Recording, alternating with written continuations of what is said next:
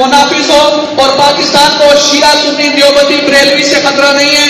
پاکستان کو اگر خطرہ ہے، میں ہر جگہ پہ برملا کہتا ہوں، چاہے کسی کو بات اچھی لگے یا بری لگے، کہ پاکستان کو اگر خطرہ ہے، جو اصل نمک حرام ہے۔ کچھ عرصہ پہلے ایک بات کہی گئی تھی، ورلڈ کپ کے میچز ہو رہے تھے دبئی میں، کبھی کہا گیا کہ افغانی جو ہے وہ نمک حرام ہے، کبھی کہا گیا کہ بنگالی جو ہے وہ نمک حرام ہے۔ نہ افغانی نمک حرام ہے، نہ بنگالی نمک حرام ہے۔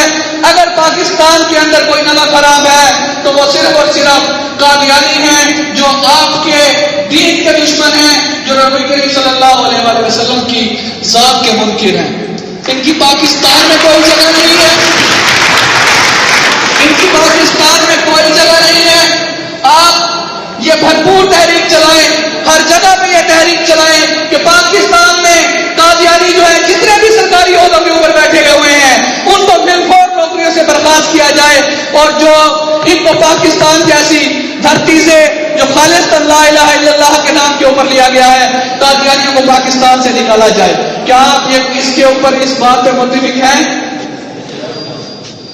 اللہ تبارک و تعالیٰ آپ کو سلامت رکھے۔ وما علینا الا البلاغ المبین۔